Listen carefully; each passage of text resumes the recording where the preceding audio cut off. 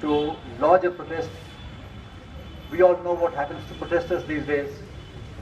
Very often they end up as being objects of hate and ridicule, which is turned on full blast on an industrial scale, or some of them are thrown into jail. I mean, this has been the story of recent times. Not a very flattering story for our democracy at all, but that is where we are right now. That is the stage we have reached. On this specific thing of, this is not the first time that journalists are being proceeded against on grounds of sedition. Last year, about 6 months ago, another very well-known journalist, Vinod Dua, he had sedition brought against him. Then there were people in this state, I have a whole list of people, let me just see.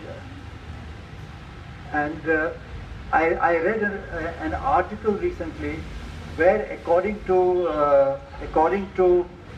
the National Commission for Research, the Police Bureau, since the year 2017 or 18, I may get my dates wrong, so please, please do not spread the rumor that I was responsible for fake news from this forum. That is the pastime these days. That Rajdeep Sardesai is also here. He's also one of the people being proceeded against. Hi, Rajdeep. That every year, 70, 90 and 30 was a little bit less. Numbers of persons proceeded against on the grounds of sedition in India in the last 2 years. How many of those are journalists? That NCRB report doesn't say. But I read a separate article which suggested, again, I do not take responsibility for its veracity, but it's a good source, that around 55 journalists from about 20 states of India have had FIRs lodged by the respective police forces. We are at one such dreadful moment right now. 6 journalists, Rajdeep Sardesai, who's here, Mrinal Pandey, they're all very distinguished people, very senior people, who know what they are doing. Zafar Agha, Anant Nath, and publishers of the Caravan magazine. So the damn thing is lodged by Bhopal police at 11 o'clock at night. And it's all in the Hindi language, which is the language of the state, and then you should see the English rendering it. It makes for amazing reading. It looks like some friend, philosopher and guide of these characters sitting in the Union Home Ministry, with superfine English. He has done, belted it out, and the cops have fight. It is no coincidence that certain kinds of states are going after people, not only journalists, but not excluding journalists, and creating an atmosphere wherein anyone who dares to sneeze, let alone put his point of view down on a piece of paper and publish it, so much as a sneeze may land you in serious trouble. Serious trouble. These are cases of sedition, but there are countless cases of journalists across the country who have been proceeded against under the UAPA, the National Investigating Agency meant to investigate criminal, not just mere ordinary criminal offences, but terrorist offences. Those charges are being brought against him, including journalists, which means, let's forget about bail. That is in the very first instance. And today the atmosphere is such, it is so poisonous, so toxic, that anyone who wants to go to the court perhaps is a damn fool. So you know what the result is going to be. So the executive moves against you, against a journalist. The police come, they are under orders. I am not blaming them at all.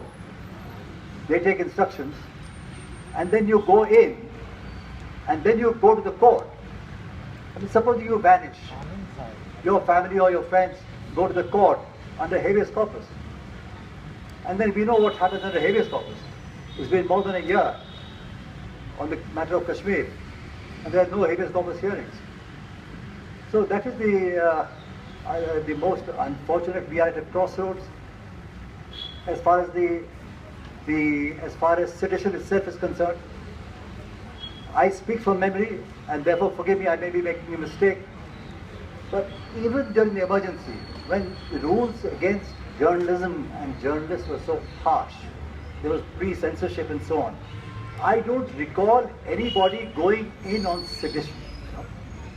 Sedition is a law which no democratic country in the whole world worth its salt has that law on its statutes any longer. Britain, which brought it here in this country when they were the colonial powers here, they have scrapped it within the UK. This is a 19th century law. I mean, it is a real proper irony that we who elect our governments, both for the states and for the centre, we do not have to have the voice under this sedition to criticize that very government that we have elected. If you do so, then you go in, if they turn bloody-minded. The law of sedition has been tightened progressively over time, over the decades, and today the smallest thing you do, whether you speak or you write or through any means of visual representation of any kind, can land you in very, very serious trouble indeed if the government is bloody-minded. I mean, they don't really care what happens to the whole notion of democracy, and but it is true that among democratic nations of the world, we are somewhere unique in the sense that we have this sedition law here with us, and the sedition law is being used with such abandon against journalists. Mind you, you may go on having election after election after election, but you lock up the journalists, there is no democracy. I mean, even having regular elections doesn't, entitle you really to be called democratic, though we'll sort of, skip over that. We'll still call you a democracy. But you begin to lock people up, artists, writers, journalists, journalists are chaps who go and fetch the news, inform the world.